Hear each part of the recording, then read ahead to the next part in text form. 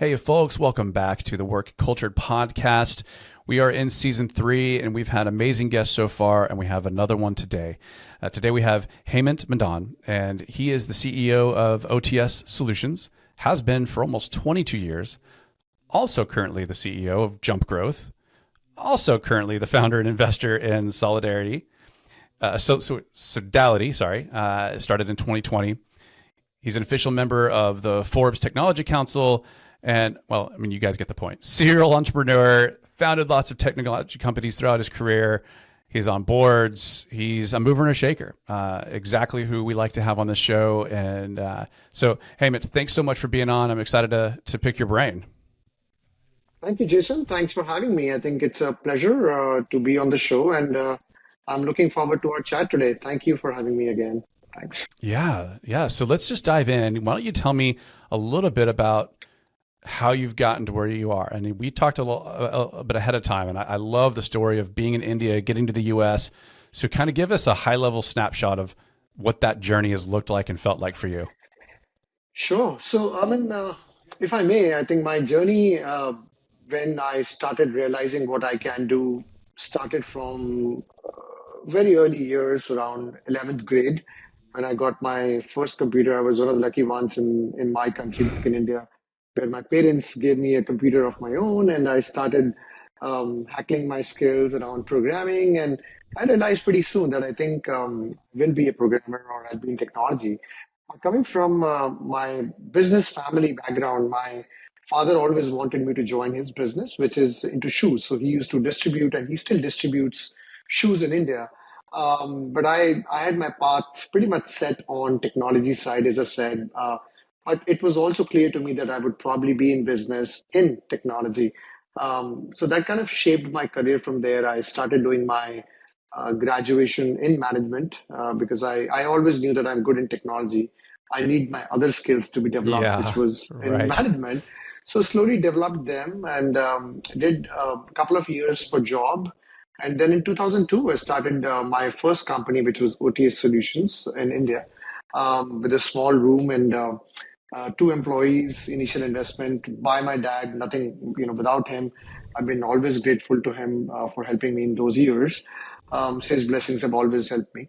So from there, I think in 13, 14 years, we have been providing digital solutions. We were providing and we are still providing digital solutions across the globe, primarily focused on US and Canada as a market, where we help people with digital solutions, and we've been helping them in digital solutions around software development, app development, web development kind of projects. And so grew that company from almost zero to 100 people in the span of 13 years. And then we realized that we're hitting a ceiling. And in 2000, I think 12 or so, I we realized that if we have to break the ceiling, we have to be closer to our clients, which were mostly in US at that time. So we decided to open an office in US. um, Funny enough, US people or US government denied my visa in 2012. Oh, So no. I I lost my hopes. I was like, okay, this is not happening.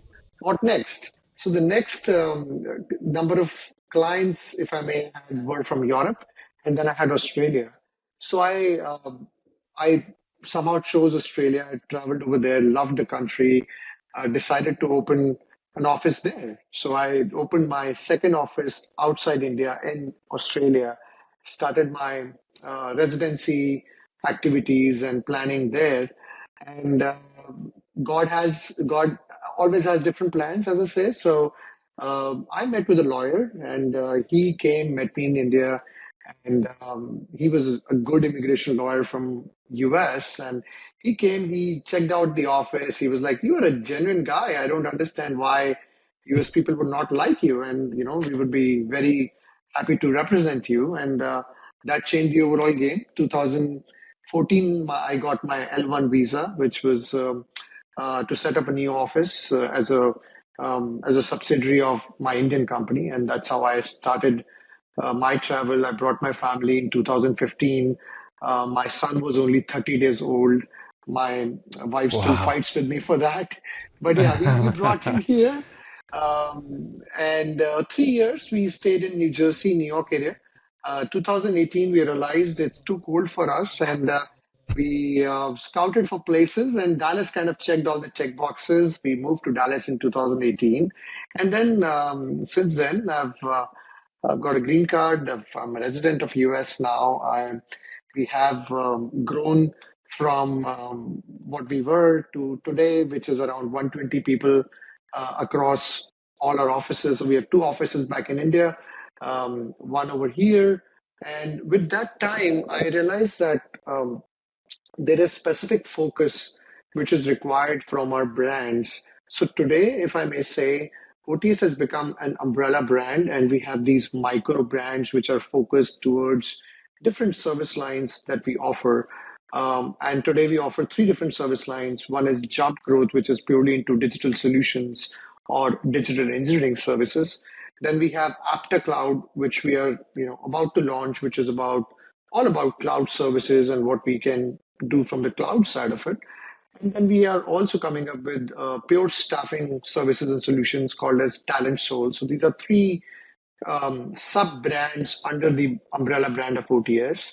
And with time, I've also got the opportunity to be on board as a CTO in various companies, helped a few clients being on board. I also started a different company altogether, completely separate from OTS, called Sodality, as you mentioned.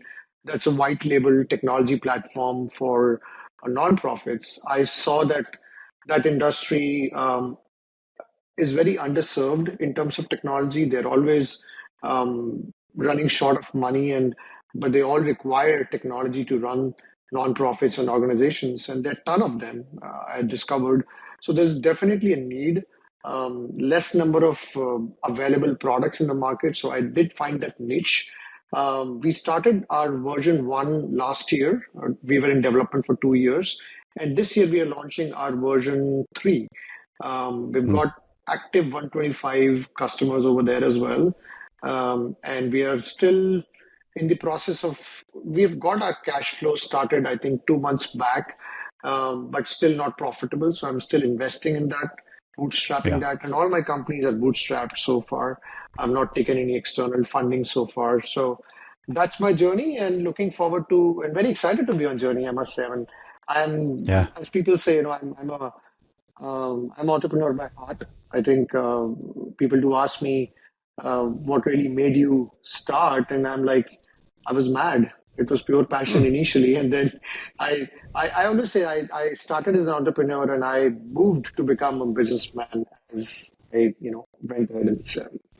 So yeah, that's my Yeah. journey so far. Yeah. I think if people are wondering if they should be an entrepreneur, then they're not certain they should.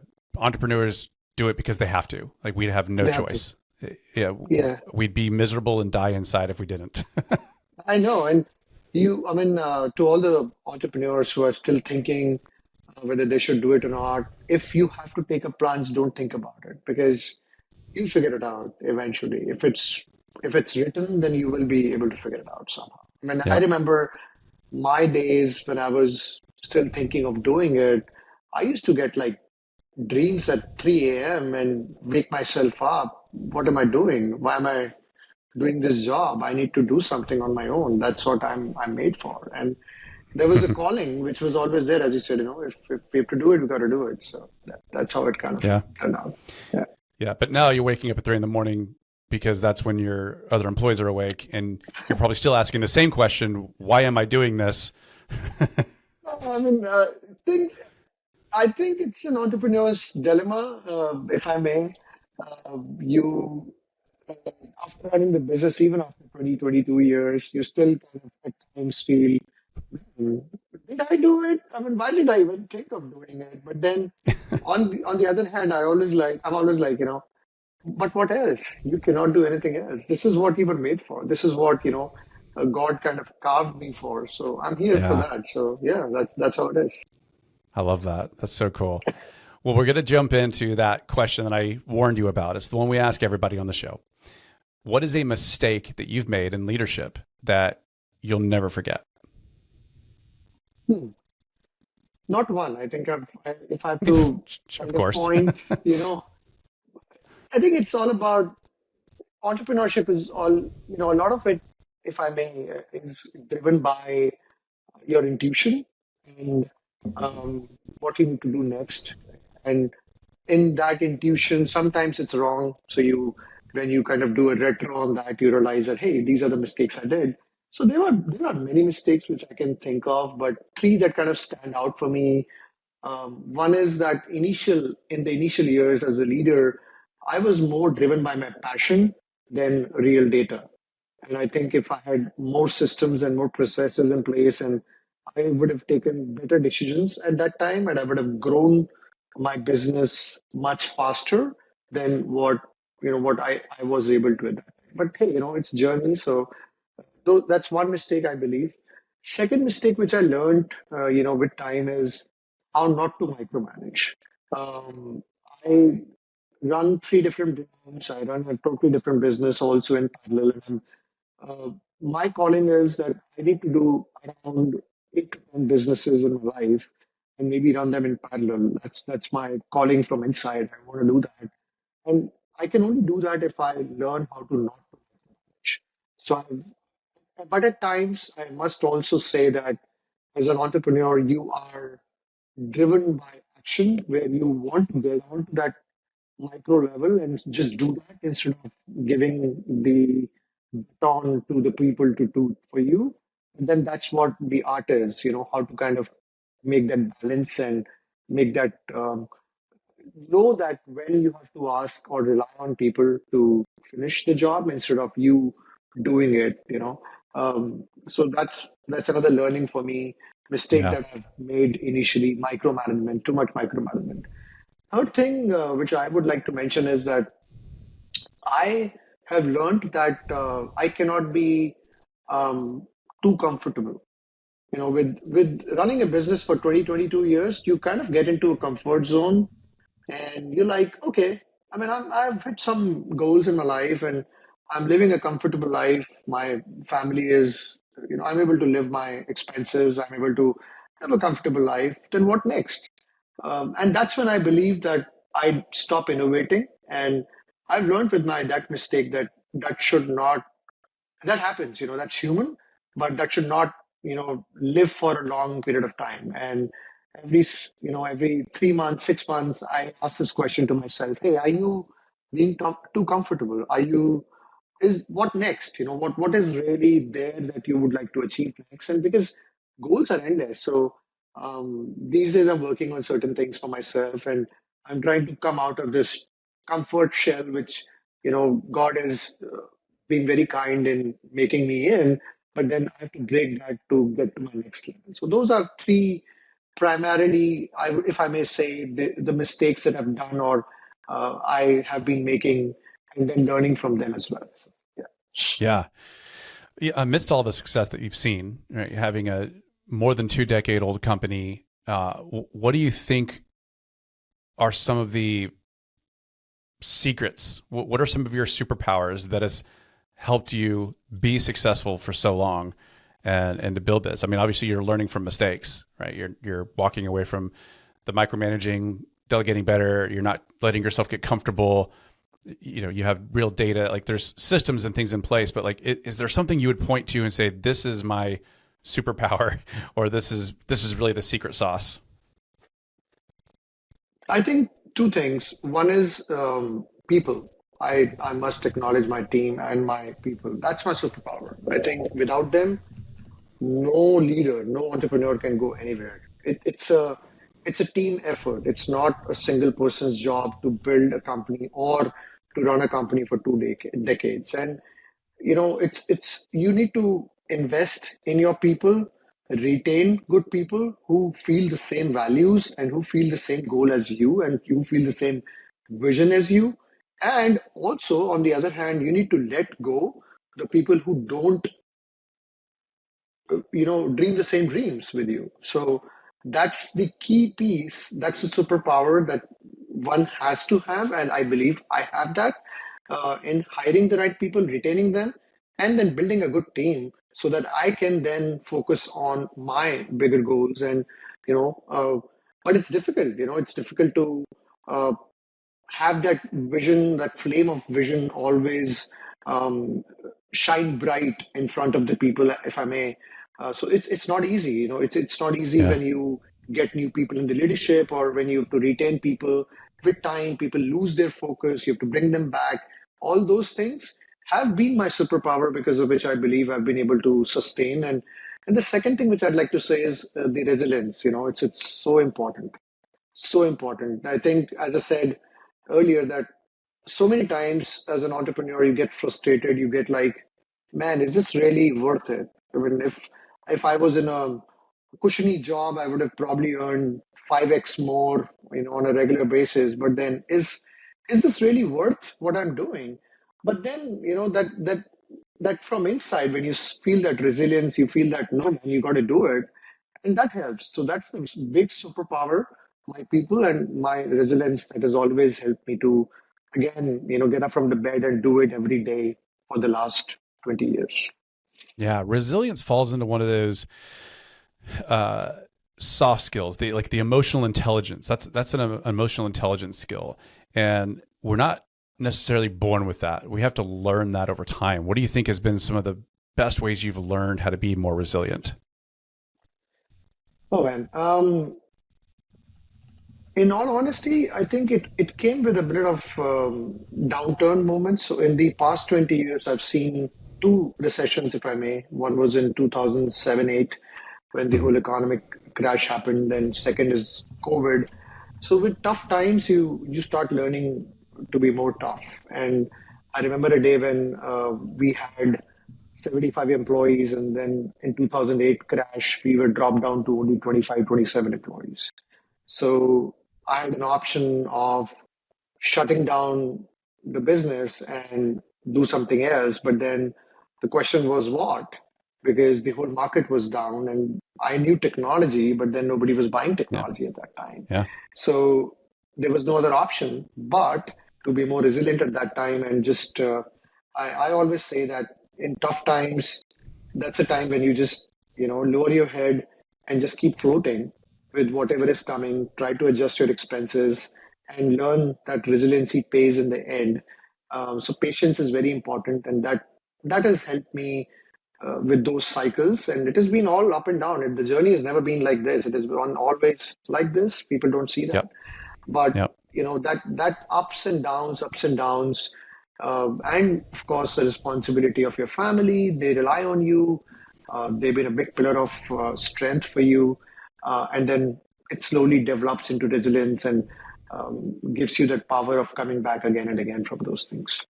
Yeah. And now I think it's part of, now after 20 years, I must say, it's part of my life. It has become like a daily thing. Okay, this happened, fine, let's move on, like that. Yep. Yep. It is absolutely part of daily life, Yeah. especially that of an entrepreneur. I know that you guys use EOS in-house as like a structure and a system that you implemented, I think you said about 3 years ago. And Right. it talks a lot about right people, right seats. So Right. does so do most books on business and building a good, successful company. But very few of them offer a really great, solid way of actually doing that. So Hmm. we know right people, right seats is paramount. How does that work for you? Being one of your superpowers, how do you make sure you're putting the right people in the right seats?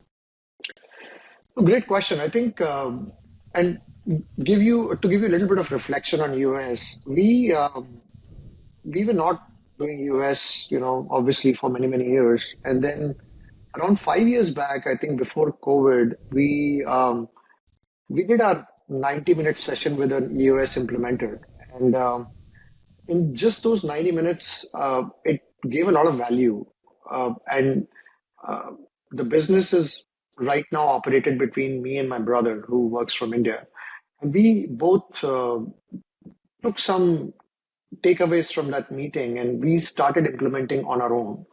And we did that for 6, 8 months. But as it was, we did that for 6, 8 months, and then after that, we just left it. We got bored or whatever. There was no structure, there was no consistency, whatever. But then after a couple of years, we realized that we were the most successful when we were doing that EOS. So we picked EOS back. We realized that there was a certain change that was coming when we were doing those those months. And then we brought in an implementer, and that changed the whole game for us. I know it's a longer answer, but I wanted to kind of build you some narrative around it. So that brought in a lot of value in terms of us understanding the value of culture, us understanding the value of values, and we started questioning things like, okay, who is your most successful employee and what are the common traits that you would like to see in all those employees? That's how we started in execution. We started understanding what's a right person in the right seat for us is. And we started identifying certain key values that we see or would like to see in all our successful employees. And we came out with six of our values, which kind of build today our RPRS. I call it RPRS algorithm, if I may. And so we started with those six values that we identified, and we wrote them down on the paper. We communicated that to everybody, and we made them realize how important it was for us Hmm. to execute on these values. And fast forward to today, our performance review system, which is baked into our internal ERP system, which we have built with years. Today, our performance system, all our middle managers and senior leaders are required to grade everybody on these values every month, on how these values are seen, and we grade them on three levels, whether they are only somewhat seeing them, Hmm. or they are seeing them every time, or they are not seeing them at all. And with Yep. these checks and balances every month, the HR function in our company gets an email if there is an exception on any of these values reported by any of the managers, which gets then bubbled up very quickly to the management that there is an RPRS issue over there. Um, and we need to take an action. So that's on the corrective side. On the appraising side and acknowledging side of these RPRS or the values that we have identified, we also do things like we our HR team sends out a reminder or a value acknowledging email every week. So every Friday, it's sent to everybody. Hey, this is the value of the week. This is what we are living for. And we do a monthly town hall, and in that town hall, the middle managers are required to praise out one of their team members on the value with an example that, hey, Mm. this is what I saw with this guy. So, like, our six values are being honest, we communicate well, we work smart, we are helpful, we are experts in what we do, and we are open for challenges. So, out of these six values, whatever they observed in that month from any of the team members, they would call that out and they would praise in front of the whole company. So 100 to 120 people, they all hear that out, and that feels good. And we all, everybody kind of looks up to what these values are and how can they behave or believe or operate within those channels of those values. So that's how we are slowly building the Mm. value ecosystem and the thing. And I always tell when I have to explain to people and the HR people tell or explain to others is the values are like, they are not elaborately told to you, but they are felt in the way you behave with others or the way you behave in a culture or environment. And but then that still needs to be communicated. As our US implementer and my coach, he tells me that it's not communicated if you're not communicating at least 7 times. So Oh, we have to communicate every time. Over communication is better than less communication. So I've learned that. That's one of the other things you've learned as a leader. We have to communicate more than less. So we've built these small fillers or enforcements in these memory of people so that they understand how important values are for us. And we today, I would like to strongly say that we hire and we fire and we promote internally on the basis of these values, because of which we know that these are the people that are in the right seats for us and they are the right people for us going forward. Yeah, one of the things I love about what you're saying is it, you it sounds like you were 15, 17 years in and hadn't even really defined core values. You were successful, but now you've put this hyper emphasis on values and it's permeating your entire company and it's making you even more successful.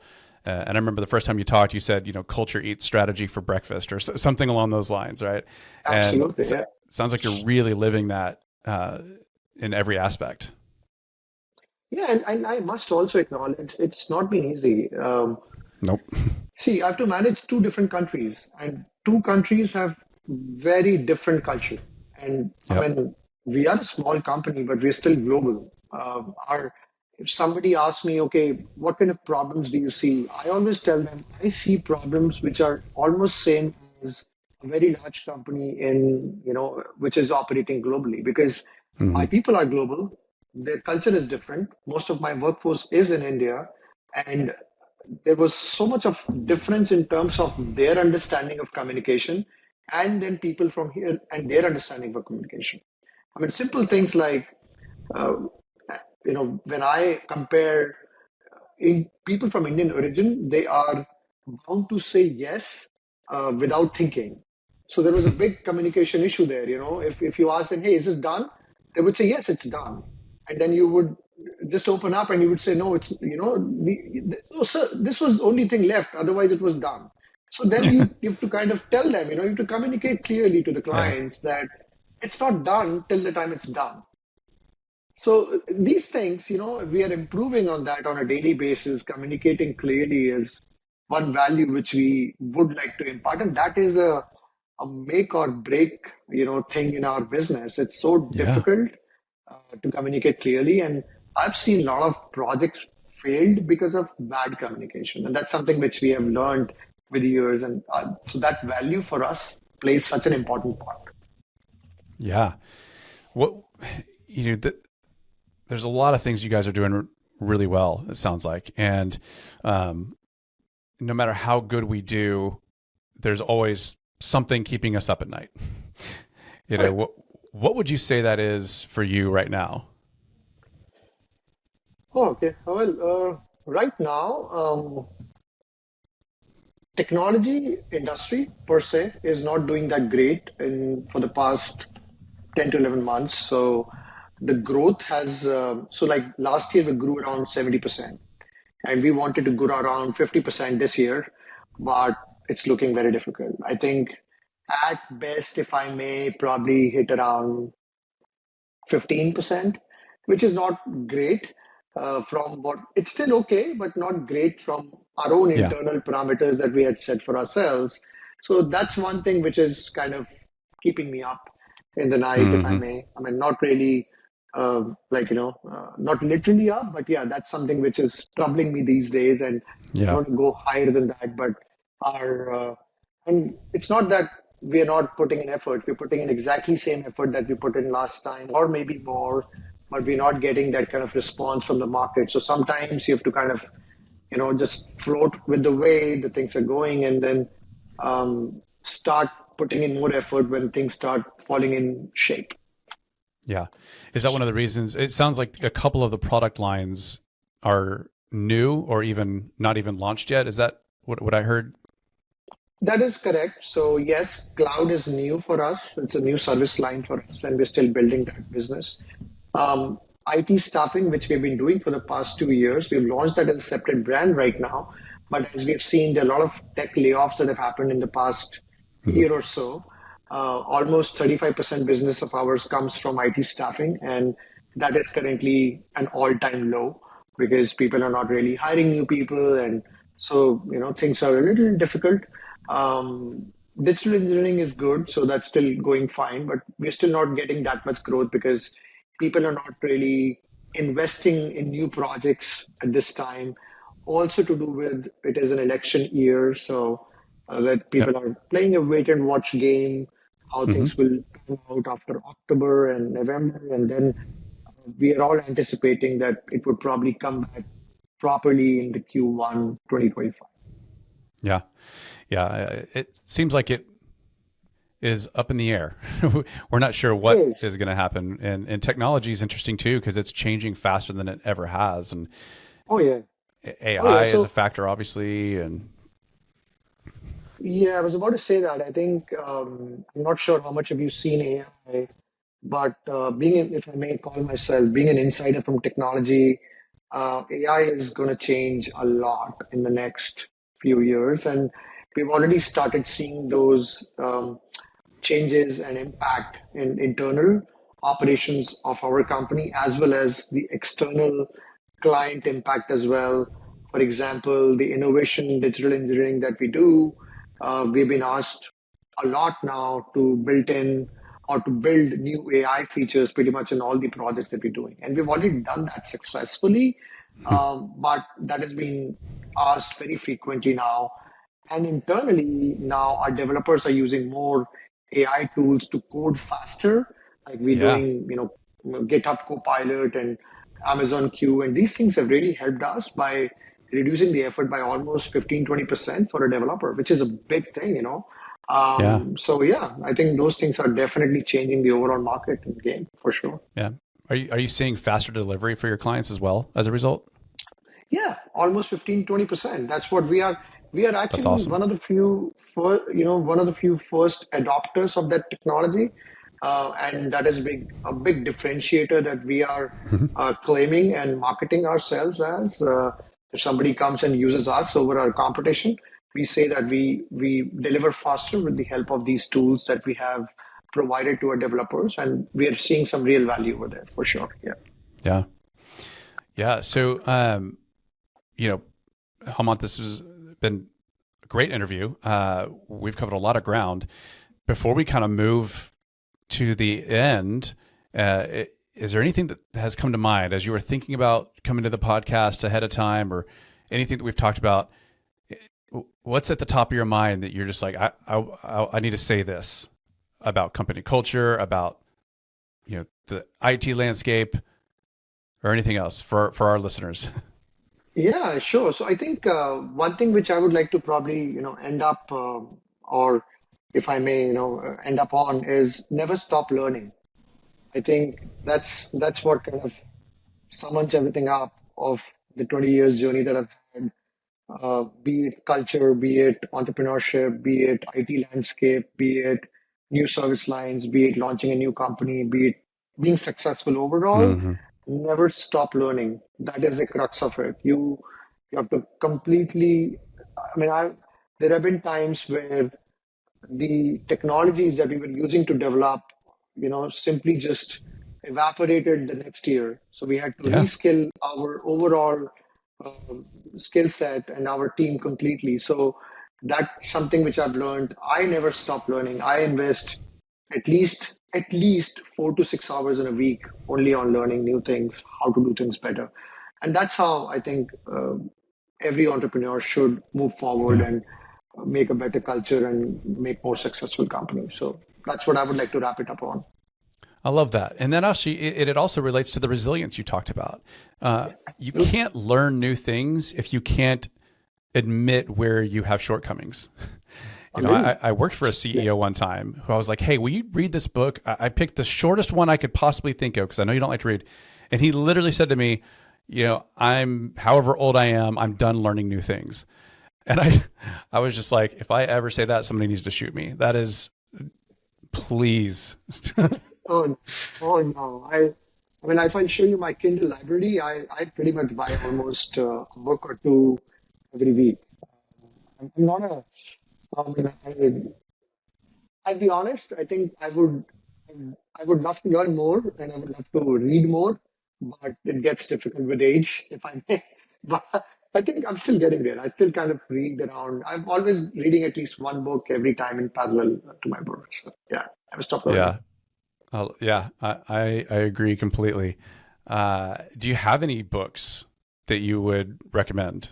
Any recent that you think are just absolutely incredible and we need to check out?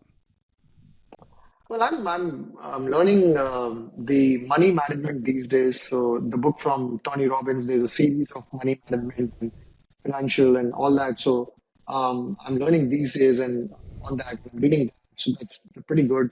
Psychology of money is really good about money. If somebody wants to learn about money and how money operates, uh, if you've read about the lean startup way, I will highly recommend that book by Eric. I think it's called Lean Startup. Okay. It's really good. I think those are amazing books which have really impacted me. I'm also a big fan of Ayn Rand, which is she writes fiction or she used to write fiction, but more business side of fiction. So I've learned a lot from my passion came from those books. So that was really nice as well. Yeah. Okay. Great. We'll make notes of that too. How about shameless plugs? Anything that you want to advertise or plug before we end out? Yeah, absolutely. I mean, as I said, we are a digital engineering company and good at it. We've been doing for the past 20 years. So if somebody is looking to build any innovation products or maybe build out some AI features into existing products or existing software or looking for some complex integrations for their business between software technologies, feel free to give us a shout. We are at jumpgrowth.com and you can just fill out a form over there or just send us an email at sales@jumpgrowth.com and we'll be happy to help you. And we're based out of Dallas, so if somebody is in Dallas, DFW area, you would like to meet up for a coffee, I'm always up for new networking and meeting up and learning new things from people. So happy to chime in and happy to pay for the coffee if somebody's interested. Yeah, happy for that. You heard it. You heard it here, y'all. Get DFW free coffee right there. Uh, yeah. So, all right, hey, Mount, we got one more section. It's our quick fire. So I'm just going to say this or that, and you tell me what comes to mind.